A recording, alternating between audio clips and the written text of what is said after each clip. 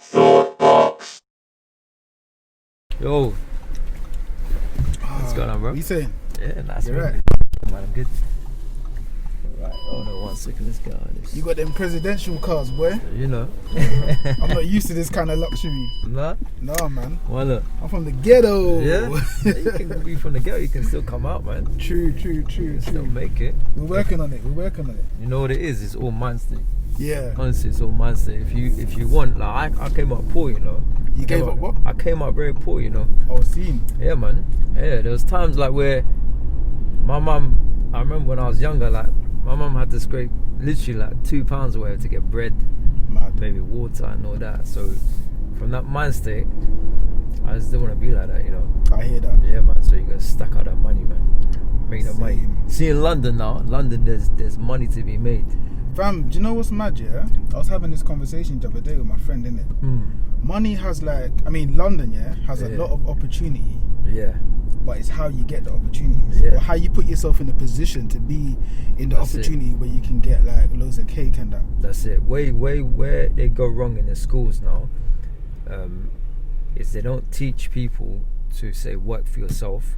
They don't teach you about business. They teach you from when you're in school to go get a job and work for a company, and they are your lifeline. Facts. Where what they should tell you is, listen, you can make, like, say you want to be a cleaner, yeah?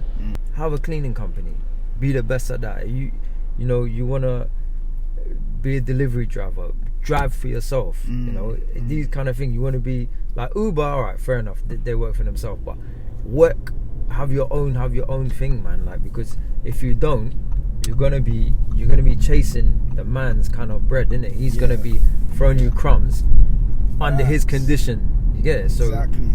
That's what they don't teach. That's why I'm trying to get one guy to come on here to talk about, for example, property. Even I'm not too good on property, but to talk about properties, how to get on it from when you're young. Like, if someone would have told me when I was, say, 18, like, just, you know, kind of getting out in the world, and said, yo, listen, if you work like a dog, say till you're, say, 25, you stack up so much money, and you put money on a house, you'll be able to buy one. There you go. It's true, like, they don't really let us know about. They don't tell you that. They don't things tell like you. finance and house and property market. Yeah, it's not being taught in school. But I think it's for a reason though, because they don't really want like everyone to know like how to get money and how to get a house, innit? Because if we all knew how to do that, like, we wouldn't need them. Yeah, exactly. Like, we wouldn't need to, like, this is it, be in debt. So it's like, and they rely on us to be in debt. Yeah, look at the credit card company. The credit card company will say, like, they know you're not going to pay it back, so they say, listen, we'll give you this much credit, and because we're in a system where we want, so you're going to take it, and then you take it, you get a credit, and then instead of being decent and not throwing that crazy interest, they'll throw like 25%, 30%, 50% mad interest on you for when you're paying your minimum payments, and it gets people in debt. Do you know what's mad? People don't even realize, like, it's a trick, man. Yeah, like, they don't read the small print, and they don't understand about like the debt system. Yeah, and how much credit like you actually get. Do you know there's so much people that I've come across that's had houses and their houses have been repossessed because they didn't quite understand how to manage their money and what it means if you start falling behind on your payments and stuff. It's nuts, bro. Like, people have gone back to their mum's house. Whoa. And they feel embarrassed by it. No, you should never. Like, no. Listen, look, I don't think, look, where you live, I mean, people, again, it's a concept, innit? So people, where they live in or what job they do and that, society has made them ashamed, innit? And society has made, say, this man on the moped here, judge this man on the bike. Oh, you know, you work in this or you live there, so you must be this type of person, and that mentally kind of already downs you. Like, from school, you see from the schools, I don't know how it is now, but in the school systems, for example, when I was young, when I was in secondary, they would have like bottom group, middle group, and top group. Now, them words in itself, bottom and middle, fam, I had the same thing. Foundation, this is it. Intermediate and higher level. This is it. And foundation, you know, everyone knows you ain't doing too well in school, and it's not, for example, with me, that I was stupid or I didn't understand. Is the way they teach or whatever other problems I was having wasn't good enough for me. So the school system knows that, and they already by design say, no, you know what, you're most likely going to be this, you're going to be that, kind of thing. So do you know what, let's talk about that actually, because do you think the school system actually know? Because you know, when I was in school, like I had that same problem. I was put in like maths, for example, I was put in the foundation maths, and the only reason I was put in the foundation maths is because I got to a point in my life, in my teenage years, where I stopped going to school. I started like, first of all, I started cutting class. I started cutting the maths class. Then from cutting the maths class, it developed. I started cutting the whole school completely. Do you know what I mean? And then because I cut so much of that class. And what's the reasons for that then? But I had troubles in it. Like I had like some issues and that growing up. But away from the school, like like in my house and that. So. And what did the school do for you, like to? They didn't do nothing, and that's what I'm saying. That they don't know, like how to deal with kids. When they see kids having like, I don't want to say learning difficulties. Well, it is but it is a learning difficulty. It is, like. With me personally, my difficulty was like committing, like concentrating, like so when I would get homework, I'd had so much other stuff on my mind. I'd be like, you know what, I can't do this. I'm gonna not do. I'm gonna push it to the side. Actually, no, let me not say I can't do this. I won't do it. I can't concentrate right now. This is it. That happened to me so much times. And this is why I get mad in it, because you know, like when I was doing my GCSEs and that. So I got to put in the foundation. I was in like the intermediate class for maths, I cut so much of it, they put me in the foundation class. But maths was not a problem for me. It's just that I couldn't concentrate in how to learn the way that they was trying to teach me. You know, like the way that I learn, and I found this out later on in my life, I only learn faster or better when I actually put my hands on something. Okay, so by doing.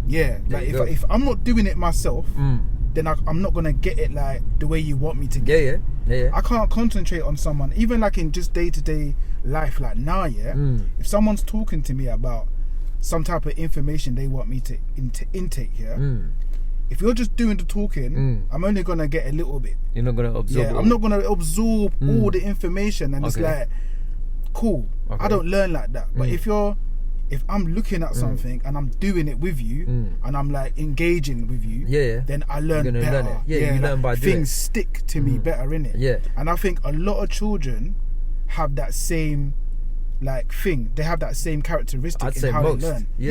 Most. And I don't think schools I think schools are outdated. They need to kind of like upgrade the way that they teach children. So the school system is, the ones who excel in the school system are the ones who are good at repeating. So I think if you're a free thinker, if you learn like the way you do by doing, say, you are going to struggle in that system. You're not going to quite fit in. You're not going to quite fit in. So with schools now, they should change, but I don't think they're gonna, because they need, again, for a lot of jobs, they need repeaters. Now a lot of people may disagree with me, but I mean, you're a stranger to me, and you've said exactly the same thing. That has appealed. That is the same for me. So, and I've spoken to be honest, most people I've spoken to have had that issue with school, and then it depends on, you know, what kind of influences you got around you. So when you leave that school to say, okay, what are you gonna do now? Some people will still have it conditioned in their head that they're not capable, or they can't do. So, or like they need someone to cling on to. To be able to get through life. Or it's just confidence, bro. So if you're not confident in yourself, even if you carry yourself like confidently, if you're really not confident, then you're not gonna set yourself goals. You're not gonna apply for certain jobs. You're not gonna want to really move out, because really you think you've got like an imposter syndrome. You're like, I can't really do that, you know. So then it limits you. But that's all done by design. Like, you know, you said I'm from the ghetto. It's like, no, like you're from there, but that's not you, bro. Do you get it? Like, that's not you. That's just a place where the system has designed to put you in a at the back of the race, and they expect you and they want you to be last. They want you to do it, or they want you to, you know, take the road life start shotting, start doing whatever you're doing, build up your money, get caught, and then go in jail to be another slave, basically. It's a cycle. It's a cycle, yeah. And then when you come out, you kind of like most people on road, when they've been in, they come out, they're immune to it now. They're not scared to go back in. So I go back. That's what I'm saying. It's easy. About putting a system in place that gets you used to it. Yeah. You know what I clocked when I was little, yeah? And I didn't understand it back then, but I understand it fully now, yeah? Like when I was young, I remember like the first day, like when I got into secondary school, the first week, I got detention straight away. And it was only like a 15-minute detention after school, yeah? But I was petrified to tell my mum, yeah? And I was thinking, damn, man, detention. But over the years, I kept getting detentions. I was thinking, how am I always getting detention for like dumb things? Like I'm not even doing anything major. Anyway, fam, it weren't until I got to like somewhere in my 20s, yeah, where I started to understand like all these people that look like me that go to detention. There's a lot of us in after school. Like some of us used to go in the weekends. Okay. And it was like, rah. So what do you think was causing that? Do you know what I think it was? Personally, I think there's a system, it's a psychological system that is put into schools. Not all schools, but a lot of the whole school system, yeah. And I think some teachers use it to like put certain kids in ethnic minorities in these like detentions to get them used to the idea of going to like prison. So do you think, you see that, all right, say the teacher that's putting them in detention, do you think that this teacher, I don't think he or she, do you think that they've been taught that, or do you think in their own head they see a certain ethnic minority as they stereotype them, and then you know, if like a child's gonna be loud, like if you're gonna talk, it's the teacher's job to teach. Yeah, if they can't control a class, then in my view, you know, you're in the wrong job. Or if you haven't got the patience, you're in the wrong job. So I think maybe sometimes the teachers are the problems themselves, where they can't really control a class, so they use their last final weapon. Detention. Even sometimes before you speak, or you was talking, I wasn't talking, miss. Detention, both of you. Straight away. So like what they used to do in my schools, or they'll put me in a different class. They'll refer me to somebody else's classroom. And it will be like a year below me, or a couple of years below, to like try and embarrass you. Do you know what I'm saying? And for me, like when I see that happening, I used to think to myself, wow, this teacher's just being bad mind. Like, and you don't really, like, you understand it when you're young, but you really understand it when you're older. These people, these teachers, ain't no different to like that police officer that's gonna pull you over, or that judge that's gonna send you to jail. Like a lot of these people are suffering from like what I like to call Niki syndrome. Like when they was young or something, it's like they feel like they've never had the type of power that they have now.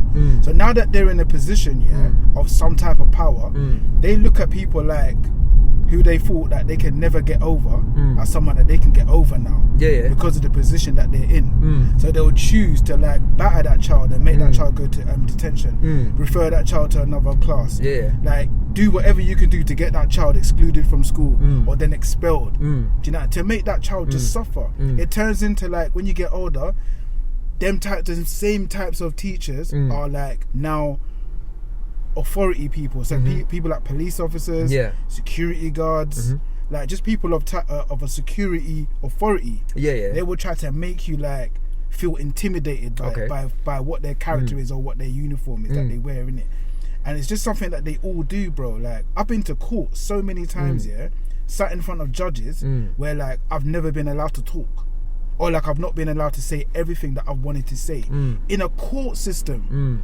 Bro, and there's like all like defendants and that sitting at the back of the court with their own cases pending, in the same room, and all they're doing is just embarrassing you and showing you up in front of everyone else, and it's kind of like a psychological mind stress, because all them people in the back, they're thinking, raw, that's what I'm going to be looking like when I get to the front and I'm talking to the judge, and this is how they're going to talk to me, and you can't talk back to them the way you want to talk back to them, because they'll just slap you with something else.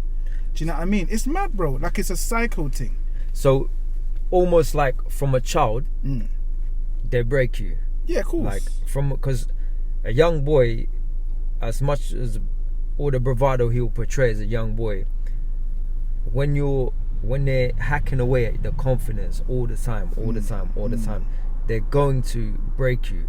And then by the time if you do get into a court system, for whatever reason, society's already failed you. Like a child isn't born from when they're 2-3 years old, innocent, being like with that mindset to say, you know what, I want to end up in court, I want to end up in front of a judge.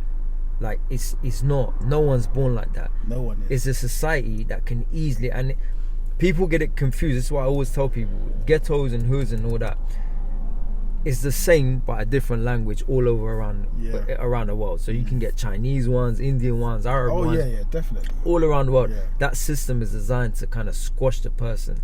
Now, my thing about this is not everyone is lucky enough. Like I had like my mum, she's tough, innit? Like she's Iraqi, so she's tough. So whatever we did come through, credit to her, we grew up with a tough skin and a good focus point. But not everyone has kind of parents like that. So sometimes even like my mum wasn't born here, and I think for me that was fortunate, because sometimes, say if an ethnic minority, say like a black family, there's like the child is the second generation, the mum kind of came here and she's already been beaten up by the system, say she's now single parent, and then she ain't got maybe the energy to kind of help her child, her son or daughter fight to not be like that, to not be that again, I'm gonna say it's a cliche word, but like a victim of that system, because it is like society, in terms of like mind state, society has beat down a lot of people into believing that they cannot achieve. And I know 100%. People are saying, probably now they're saying, oh no, you know, it's what you make of it, blah blah blah, is it, you don't have to be like that. But they don't get, sometimes not everyone grows, like it's sometimes difficult. Sometimes you got like a small room, you know you got maybe 4 siblings sleeping in the same room. Bro, different I've lived ages. That life. Like, I grew up in no the same money. Yeah, man. Like scenarios. It's a tough fucking situation. It's a tough situation that a lot of people don't. It's easy to say on paper, oh, this man, okay, he grew up like this, and that. Why didn't he do that? You can't answer that question until you're there, man. Until you're in the boots. This is what I try to explain to a lot of people, yeah, because I'm not gonna lie. I've been fortunate enough from like kind of like my early teens, yeah, to see and have a vision for myself, because I do music and stuff, so I've been able to go around certain places and see different aspects of life. Yeah? Okay. But at the same time, I grew up in the type of area where things just happen. Like I've never thought to myself, yeah, like I can't go to a certain area because then people over there are a part of a gang, and they're gonna think because I'm from this area and they're from that area that we gotta have beef. I've never had that type of mindset, and I grew up with people with that type of mindset, and they never left the ends. But I've been in situations, yeah, where like let's say for example like knife crime, yeah. I've had a life where I had to like use knives to protect myself, and it's not like I wanted to do it. It's just that I didn't want to be a victim, and people don't understand that. People are out here thinking, raw, why are all these youths like rolling around with weapons and rare. But what it is that they don't understand, yeah, is like some of us, there's a lot of us that don't want to be out here with no weapons at all, bro. But the fact that we are in situations by default. We are in these areas by default. Okay, so that makes us a target to certain people for no reason. What could be done? What could be done? What could stop, say, the next man who has got an issue with you because your postcode? I never understood this, yeah. But okay, it is reality. So what can be done? What can change maybe that young man's life? What do you think? Do you think that he's looking at you thinking, shit, if I don't do something, he's gonna do something to me? Is it that mind state, or is it? Do you know what I think? I think like nobody even understands the psychological default that we are all in. Because, again, for example, yeah, bro, I'll tell you right now, I've been jumped by 9 different guys, yeah, from one end. All because, why though? But I'm gonna tell you, all because they think I'm a rival gang to them. I'm from a certain area. They know that I'm from a certain area. They're seeing people associated with me and my face from that area. So in their minds, it's like, frig it, we're gonna rush him. Okay. Do you know what I mean? And I've had like blood all over me. I wasn't even taken. Like the police didn't come. When they did come, they said they would take me home. They got to my estate and dropped me outside my estate and told me to walk the rest home.